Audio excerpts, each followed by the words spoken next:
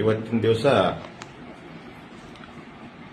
ಗುರುವಾರ ಬೆಳಗಿನ ಜಾವ ನಮ್ಮ ಕಕ್ಕಮರಿ ಶ್ರೀ ಮಠದ ಶಿಕ್ಷಣ ಸಂಸ್ಥೆಗಳ ಕಾರ್ಯನಿಮಿತ್ತವಾಗಿ ನಮ್ಮ ಜಿಲ್ಲಾ ಉಸ್ತುವಾರಿ ಸಚಿವರು, ಕರ್ನಾಟಕ ಘನ ಸರ್ಕಾರದ ಲೋಕೋಪಯೋಗಿ ಸಚಿವರಾಗಿರ್ತಕ್ಕಂಥ ಸತೀಶ್ ಜಾರಕಿಹೊಳಿ ಸಾಹೇಬರ ಭೇಟಿಗೆ ನಾನು ಬಂದಾಗ ಮುಗಿಸಿಕೊಂಡು ಹೊರಡ್ತಾ ಇದ್ದೆ. ಅದರ PS ಅವರ ಹತ್ರ ಇರುವಾಗ ಅರವಿಂದ್ ಕಾರ್ತಿ ಅವರು ನಮ್ಮ ಜಿಲ್ಲೆಯ ಹಿರಿಯ ಪೂಜ್ಯರಾಗಿರ್ತಕ್ಕಂಥ ಗುಡ್ಗೇರಿ ಕ್ಷೇತ್ರದ ಮಲ್ಲಯ್ಯಪ್ಪಗಳು ಬರ್ತಾ ಇದ್ದಾರೆ. ಆ ಮಠಕ್ಕೆ ನಮ್ಮ ಕರ್ನಾಟಕ ಘನ ಸರ್ಕಾರದಿಂದ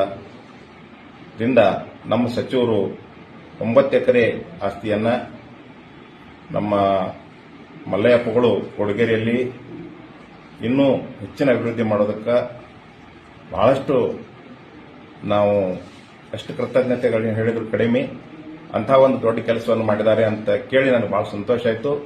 ಜೊತೆಯಲ್ಲಿ ಆ ಆದೇಶ ಕಾಪಿಯನ್ನ ಸ್ವೀಕಾರ ಮಾಡಕ್ಕೆ ನಿಂದ್ರಿ ಅಂತ ಅರವಿಂದ್ ಕಾರ್ತಿ ಅವರು ಹೇಳಿದಾಗ ನನಗೆ ಎಷ್ಟು ಸಂತೋಷ ಆಯ್ತಂದ್ರೆ, ಬಹುಶಃ ನನ್ನ ಜೀವನದಲ್ಲಿ ವಿಶೇಷವಾಗಿ ನಮ್ಮ ಜಿಲ್ಲೆಗೆ ಒಂದು ರಾಜ್ಯಕ್ಕೆ ಸಂದೇಶ ಹೋಗ್ಬೇಕಂದ್ರೆ ಜಾರಕಿಹೊಳಿ ಅವರಿಗೆ ಲಿಂಗಾಯತ್ ವಿರೋಧಿ ಅಂತಕ್ಕಂಥದ್ದನ್ನ ನಮ್ಮ ಜನ ಭಾವಿಸ್ಕೊಂಡಿದ್ರಿ.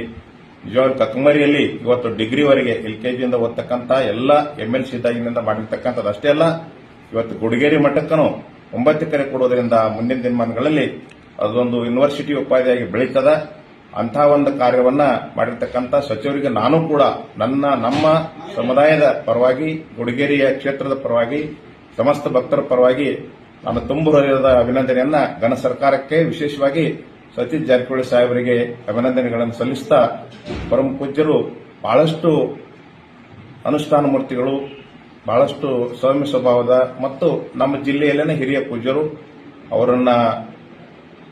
ಅವರೊಂದು ತಪೋಬಲಕ ಅವರು ಮಾಡಿರ್ತಕ್ಕಂತಹ ಒಂದು ಸೇವೆಗೆ ಬಹುಶಃ ಅವರು ಗುರುಗಳಿದ್ದಾಗಿಂದ ಆಗದೇ ಇರತಕ್ಕಂಥ ಕಾರ್ಯ ಇವತ್ತು ಆಗಿದೆ ಅಂತಂದ್ರೆ ಮುಂದಿನ ದಿನಮಾನಗಳಲ್ಲಿ ಆ ಕ್ಷೇತ್ರ ಬಹಳ ಉನ್ನತವಾಗಿ ಬೆಳೀತದ. ಆ ಪೂಜ್ಯರಲ್ಲಿ ಅಂತ ಶಕ್ತಿ ಅದ. ಅವರ ಆಶೀರ್ವಾದ ಸಾವಕಾಲ ನಮ್ಮ ಜಿಲ್ಲಾ ಮಂತ್ರಿಗಳ ಮೇಲೆ ಇರಲಿ. ನಮ್ಮ ಕರ್ನಾಟಕ ರಾಜ್ಯದ ಬೆಳಗಾವಿ ಜಿಲ್ಲೆಯಲ್ಲಿ ವಿಶೇಷವಾಗಿ ಬಹುಶಃ ಎಲ್ಲರಿಗೂ ಒಳ್ಳೆಯದನ್ನ ಮಾಡಿರೋದ ಹೊರತಾಗಿ ಅವರು ಯಾವ ಸಂದರ್ಭದಲ್ಲಿ ಕೆಟ್ಟದ್ದು ಮಾಡಿದ ನಾನು ಕಿವಿ ಅಂತ ಕೇಳಿಲ್ಲ. ಅದಕ್ಕೆ ಅವರು ಬಹಳಷ್ಟು ಸ್ತುತಿರದಾರ. ಅದಕ್ಕೆ ನಾನು ಈ ಸಂದರ್ಭದಲ್ಲಿ ನಮ್ಮ ಗುಡಿಗೇರಿಯ ಕ್ಷೇತ್ರದ ಪರವಾಗಿ, ನಮ್ಮ ಸಮಸ್ತ ಲಿಂಗಾಯತ ಸಮುದಾಯದ ಪರವಾಗಿ ನಮ್ಮ ಜಿಲ್ಲಾ ಮಂತ್ರಿಗಳಿಗೆ ಹಾರ್ದಿಕ ಅಭಿನಂದನೆಗಳನ್ನು ಸಲ್ಲಿಸ್ತಾ ಇದ್ದೇನೆ.